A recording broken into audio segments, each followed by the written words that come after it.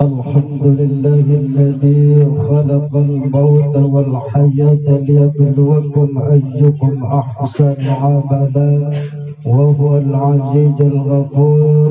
أشهد أن لا إله إلا الله وحده لا شريك له وأشهد أن محمدا عبده ورسوله. اللهم صل وسلم وبارك على سيدنا محمد سيد المرسلين وإمام المتقين وعلى آله وصحبه أجمعين. أما بعد، قال الله تعالى في القرآن الكريم: أعوذ بالله من الشيطان الرجيم. بسم الله الرحمن الرحيم. ولنبلونكم بشيء من الخوف والجوع ونقص من الأموال والأنفس والثمرات وبشر الصابرين الذين إذا أصابتهم مصيبة قالوا إنا لله وإنا إليه راجعون. صدق الله العظيم. قال النبي صلى الله عليه وسلم: ما الميت في قبره إلا كالغريق المغوص. Yang saya hormati para alim ulama, para tokoh masyarakat, aparatur pemerintah, baik ketua RW, ketua RT, yakni Bapak Yono sekeluarga besar, kemudian pengurus Mushola Al-Idrus, kemudian bapak-bapak dan ibu-ibu jamaah ta'ziyah 7 hari atas meninggalnya ibunda Kamisah binti Kaiman, yakni ibundanya Bapak Kasna. Di sini juga hadir calon anggota dewan kita yang insya Allah tahun 2024 beliau mencalonkan diri, yakni Bapak Ibnu Hajar.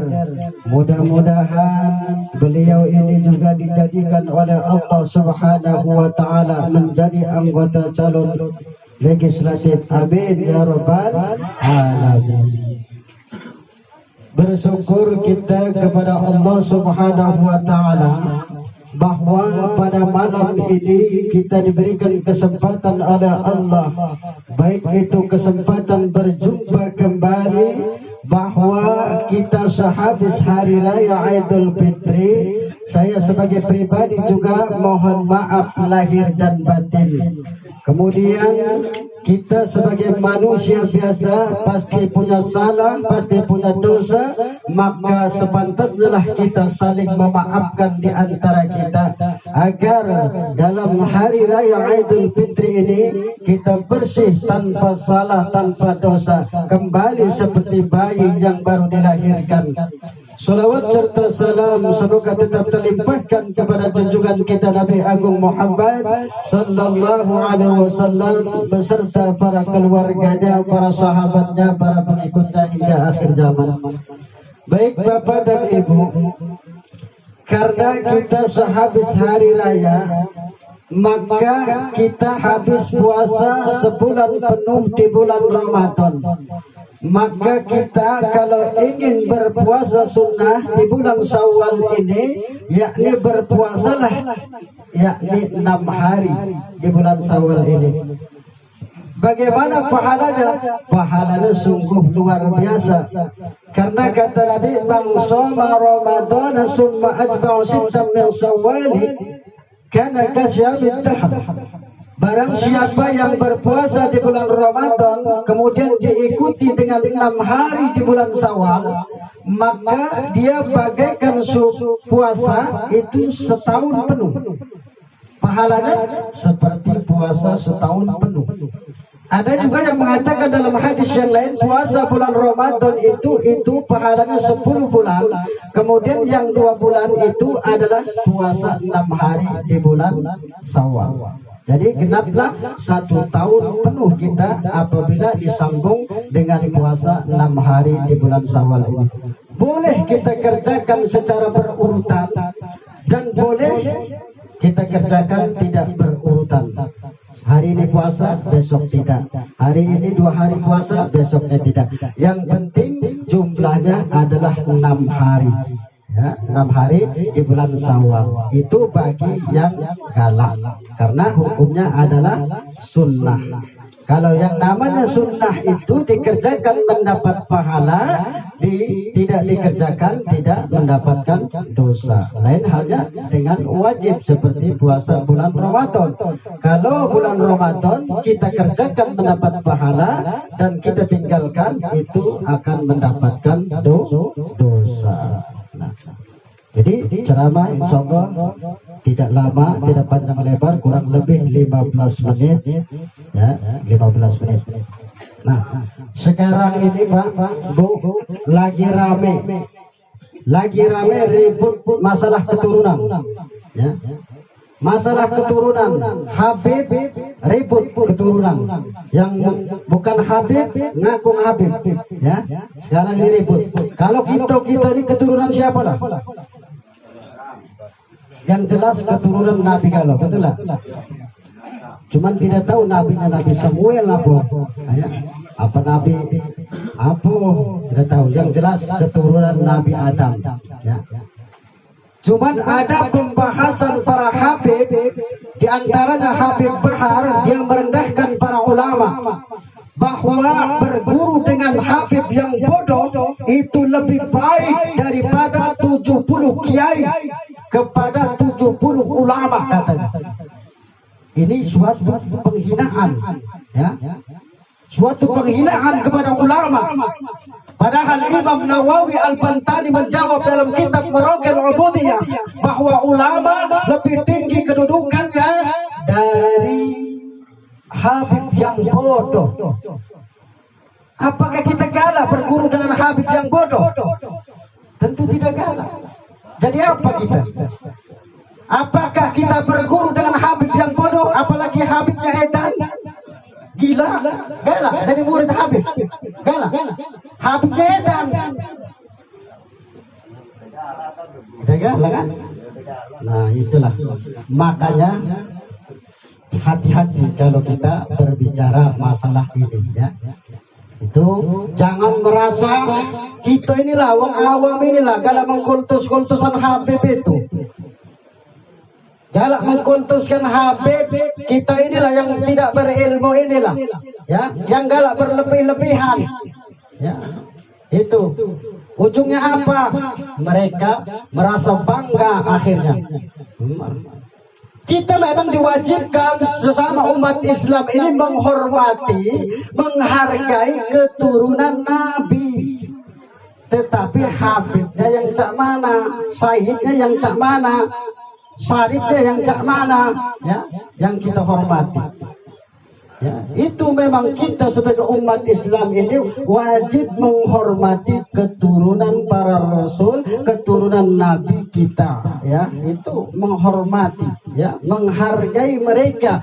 Kita bukan melihat sosoknya, tetapi melihat nabinya, melihat rasulnya yang kita lihat, bukan dianya ya. Alasan mereka bahwa Habib yang bodoh itu lebih baik daripada 70 ulama. Mereka mengatakan kalau Habib itu ya, kalau Allah hilangkan akalnya gila, itu masih tetap keturunan Rasul. Tetapi kalau ulama, kalau dihilangkan ilmunya, dia tidak jadi apa-apa. Nah itu. Jadi kalau yang semacam ini jangan sampai kita terpancing, terpengaruh oleh hal-hal yang seperti ini. Ini bisa memecah umat ya. Ini seperti ini bisa memecah umat ya. Akhirnya apa? Membuat kelompok masing-masing ya. Padahal sudah jelas dalam Quran, inna akramakum indallahi atqakum, kata Allah. Sesungguhnya yang paling mulia di sisiku, kata Allah, adalah mereka orang-orang yang bertakwa. Ya, kalau tidak bertakwa, siapapun itu adalah orang yang tidak mulia di sisi Allah ya, siapapun. Tetapi apa kata Allah? Orang yang paling mulia itu adalah orang yang bertakwa di sisi Allah Subhanahu wa ta'ala. Kita sudah jelas pasti semua yang hadir di sini pasti akan mati. Ya. Makanya kita harus sadar introspeksi. Apa kata Nabi, al-kayyisu man dana nafsa wa amila lima ba'dal maut. Orang yang cerdas itu kata Nabi adalah orang yang selalu mengoreksi dirinya dan mempersiapkan dirinya untuk sesudah kematiannya. Itu orang yang cerdas kata Nabi. Ya, kita selalu mengoreksi diri kita dan mempersiapkan kita untuk sesudah kematian kita, beramal. Itu orang yang cerdas kata Nabi. Makanya persiapkan diri kita. Kita tidak hidup selamanya di dunia ini, kita akan mati semuanya. Kullu nafsin dha'iqatul maut. Setiap yang bernyawa pasti akan merasakan mati. Tidak siapapun, ya, tidak Pak RT mati. Ada Pak RT? Oh, ada Pak RT. Maaf Pak RT ya. Ya. Pak RW mati. Ada Pak RW? Ada. Ya. Ustaz kaki Ustaz. Kaki Ustaz. Semua pasti akan mati. Setiap yang bernyawa pasti akan mati. Tapi sudahkah kita siap untuk menghadapi kematian tersebut? Sudahkah kita mempersiapkan bekal untuk yang namanya kematian tersebut?